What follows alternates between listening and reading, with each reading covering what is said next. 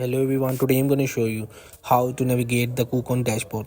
I just tap on the kucoin account and officially logged in, and here is the interface of the assets, but you can just move in the home page, which is top left corner bottom.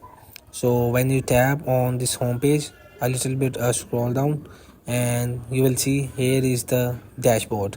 So you can just tap on this more option. You will get more options about to trading, learning, and much more.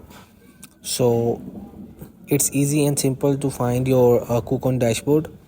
So when you tap on more, and you will see here is a quick access about welfare, assets, trade, and finance categories. Much more settings, you will learn it, so you can see it later. So hope this video help you. Please don't forget to like and subscribe and get notified for more videos.